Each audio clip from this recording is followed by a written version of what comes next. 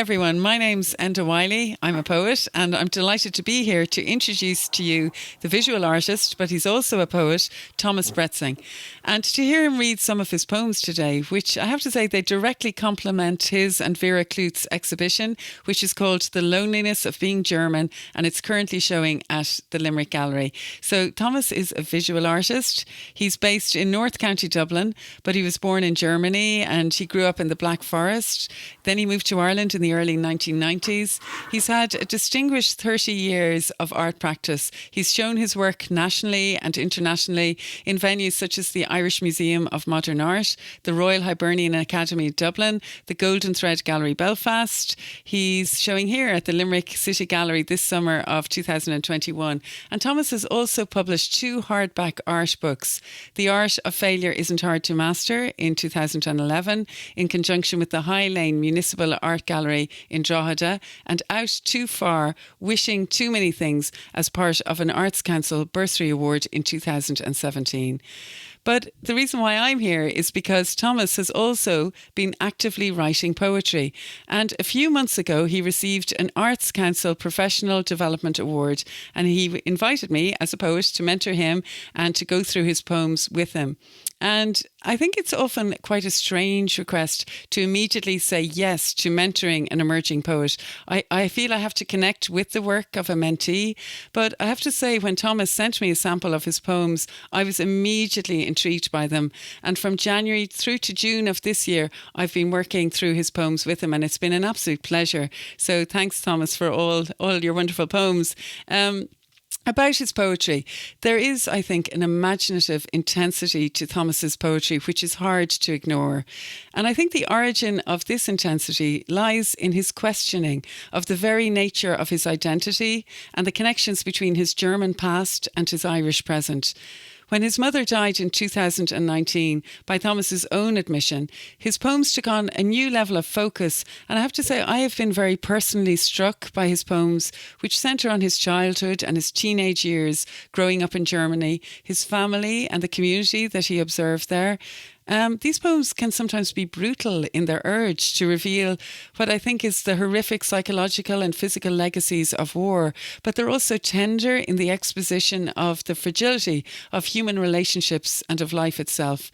I think as a poet, Thomas is adept at expanding on significant moments in his life. They're plucked from memory, they're plucked from experience, and he's artful in making these moments into poems. They can also be painfully honest, particularly in his depiction of his parents and their life together in Germany and his father's work as a blacksmith there. Many of these poems are gathered in a collection, Anvil Dust, which Thomas is working towards publishing. His poems about his mother and her final years are suffused with love and memory, and you're going to hear some of those poems today, and I hope you enjoy them. Now, so there's going to be, I think I'm going to stop talking now and introduce you to Thomas. I just wanted to fill you in there a little bit on his work. The way we're going to order this very short reading is I'm going to hand you over to Thomas now. He's going to read some poems. He's kindly asked me to follow on with some poems of my own, and then Thomas will finish up. So I'd like to thank everybody for coming along and listening today, and I'll hand you over now to Thomas Brezing, visual artist and poet. Thanks a million, Enda, for this great introduction. I'm delighted to be here with you today reading. It's been great working together over the last few months, and thanks very much for having me. Thanks, Enda. The first poem I'm going to read is called Ordnance. I wrote it after speaking to Vera, who's in the exhibition with me. Near the town where Vera grew up, there was an ammunition depot, which was bombed during the Second World War. And Vera used to play in the bomb craters as kids there in the 1980s. So this is called Ordnance. There are craters in the forest, and the ghost of a white man. People died because of him, where the 3 crosses stood. Every crater a downfall. Failed sleeping shells lie in ambush in stained land. We pick up a dud, play with it, beat it with sticks, sing onto its breastplate a sorrowful song. Press it back into the trough of the crater, into the dark brown shelter. Lie beside, dream together. Silently, without friction, sleep the duds beside us children. Sleep the stains inside us children. The next poem is about the cruelty of a child experimenting, and is trying to make a connection with the cruelty of the adult world at the end of the poem. Little Eichmann. On our neighbour's wall, the summer heat gathers. Dozens of bluebottles bathe in the sun. It's easy to catch them, sluggish and drunk. Swift as a blade, my hand comes from behind, sweeps through the air. Too late they see it. I plug off wings, one at a time. The only sound, a slight click. Wingless, I put them back on the sunny wall. I know it is wrong.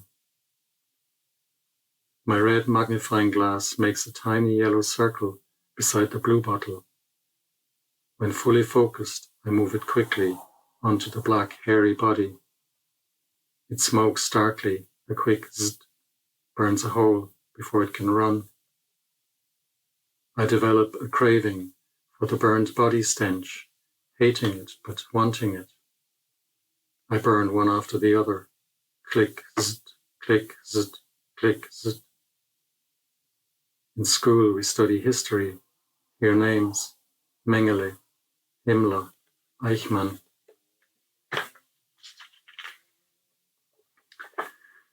The Riverbed is the title of the next poem I'm going to read, and it deals with lowering the river in Nagold. I used to swim in this river as a child. The Riverbed. When the digger began work, the trout moved upstream, silently howling with puffed up lips, hiding in a soothing daze under the bridge. The machine charged the river with noisy force, and the water turned brown, tumultuous. We hurried when the driver waved us over, climbed onto the iron plates, swung high into his world. Every day for weeks I waited, longing for a nod, a look, the pointing of his finger. Let it be me. Inside the cabin he smiled, pressed a hard hat on my head. Into the middle of the stream we moved, engine in deep guttural thrum, the clatter of the tracks. Our heads shook, our hands and jaws vibrated. The tracks squashed the slush bed underneath. The water gurgled, teeth of the huge bucket screeched, tore into the riverbed, filled up with mud, rocks, logs and rubble, everything rising high in front of us, the large maw oozing. We rumbled to the waiting dump truck, shed the load into its bed, reversing only after patting it, gently, once, twice, 3 times, like a father on his son's head, lovingly and in farewell.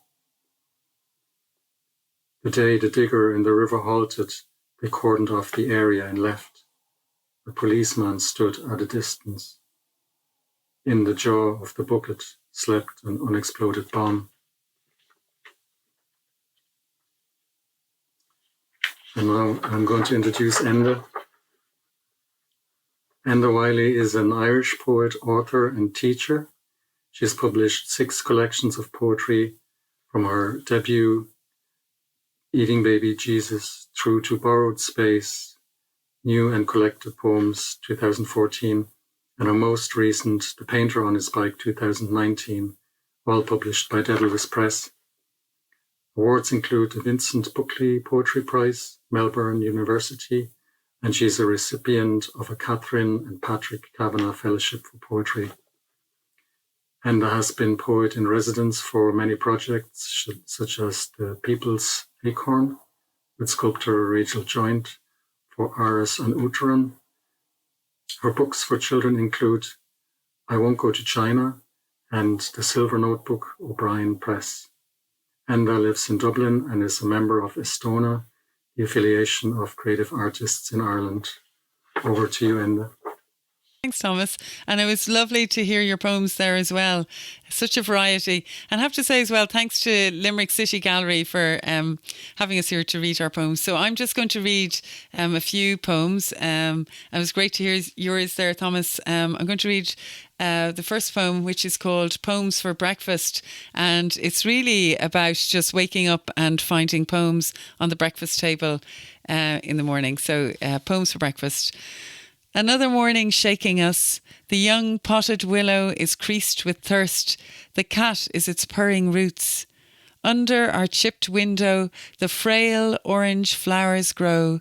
Now the garden gate clicks, now footsteps on the path. Letters fall like weather reports. Our dog barks, his collar clinks. He scrambles and we follow, stumble over Catullus, Maccuser, ancient Greek for beginners, cold half-finished mugs of tea, last week's clothes at the bed's edge. Then the old stairs begin to creak. And there are the poems for breakfast, favourites left out on the long glass table from one to the other the night before. We take turns to place them there, bent open with the pepper pot, marmalade jar, a sugar bowl, the weight of kitchen things. Secret gifts to wake up with, rhythms to last the whole day long, surprises that net the cat, the dog, these days that we wake together in, our door forever opening. Thinking of Thomas and Vera and their work in the gallery, I thought of an exhibition actually that Poetry Ireland had asked poets to be involved in, and it was called Rhyme and Resin, and poets had to write a poem about a painting that they really liked. And actually behind me you can see there a painting by this artist whose work I mention in this poem. I was talking to my friend who's a painter, and she said that when she was studying in the Crawford Art Gallery in Cork, that the art students used to go out at night and they used to ramble around the city, and they found an old building, and inside one of the rooms there was just nothing but gold wallpaper. And so I wrote this poem for the exhibition to go with a painting of hers, a different one than the one here, but it's the same artist. Her name is Sarah Kernahan. So here's the painting, or the poem and the painting in it. Gold wallpaper. The night was ours, young art students clambering up cathedral hills, unafraid to force a window open, creak a door inwards, brush cobwebs like a gasp of cold air from our cheeks. We were finding old houses to make paintings in, you a corner of shadows to place your easel near, while I spent evenings sketching the way starlight fell through cracked glass and how the bone moon creaked. Over ancient wooden floors, ice blue marble mantelpieces, the dusty mattresses with the dent of those long gone still there, the yellow light crept, a ghost across our canvases. Old houses forgotten by all but us. On and on we'd wander, up avenues swirling their yew tree spells, scraping our knees and notebooks on the forbidden chipped sills, our pencils and brushes scraping for life while the rest of the city slept. Until in one crumbling mansion your fingers touched mine, and we stripped back from the walls thick with damp 70s swirls, 60s floral patterns, the formal 50s lines, and found gold. Gold wallpaper lanterns and flowers, trailing delicate stems and light up to the shattered cherubs, the intricate cornices, the tinkling blackened chandeliers, so beautiful we couldn't paint that night, held hands and stared and stared. Even now, in the hush of our own home, in the dark of our middle years, when you turn from me in sleep, I reach for your skin, gold paper falling onto me from you.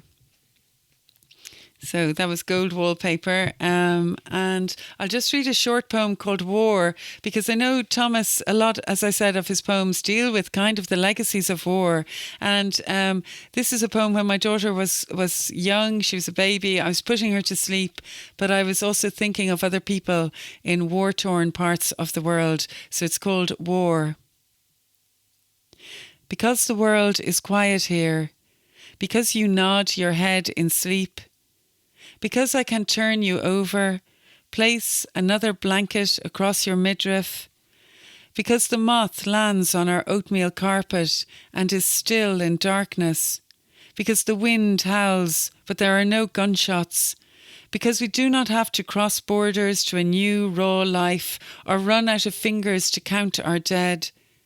Because of all these things, we know we are lucky to rest here in our home, the others not forgotten, their bodies battered, their bloody noses barely touching.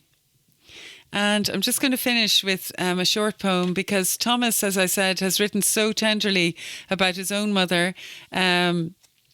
And in fact, sadly, I think we lost our mother around much the same time. Our mothers around the same time, Thomas. So we often have discussions when we're mentoring, when I'm mentoring Thomas about our mothers and how much they meant to us. So this poem is called Mother. And when I'm finished, I'm going to hand you over then to Thomas, who's going to read some more poems. So this is called Mother.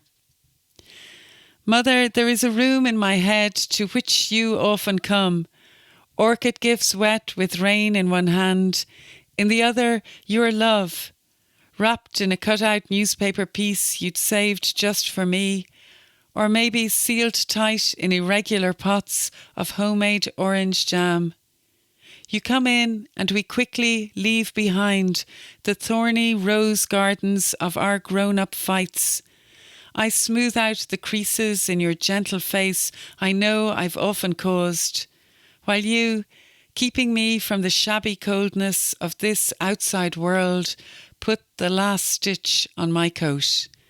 So thank you for listening, and I'm going to hand you over now to Thomas for his final poems. Thanks a million, Enda. Thank you.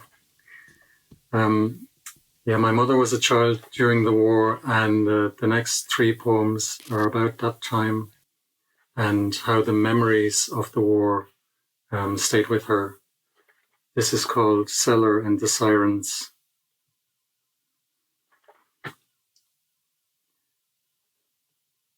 You watch the sky over the next town glow orange, boiling in branded foulness. Over there, people yelling and burning. Over there, taunt alarm. Now the sirens shriek in your own town. The bombers are coming and raving. Deliberate, remorseless, they joust with the flak and light up, flexing the black, the brain. You not yet, my mother, hurl down the wall, down into cellar's gall, tremble and shiver in damp frost, with horned mites and starving mice. Little sobs of whispered weasel words in the numb shadow of a glowing lampshade. You sit still, wondering where the glow goes after glowing, until a breezing all clear comes like a draught. The cellar and the sirens made a deal with you. You stayed in them pale, pale, they stayed in you. Since then, round that shelter small, the sirens blare once a year. In the chair of the kitchen sink, you rattle and weep, still listening for the final all clear.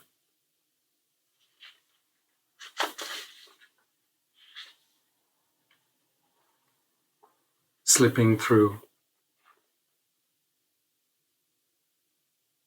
Mother, when you were a child, you slipped through the streets, across fields, to reach the healed trenches.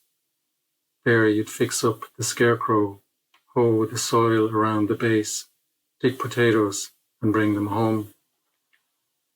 They told you, ground yourself if you heard the drone of low flying fighter planes. Sent into the berries, the fruit you picked was sold.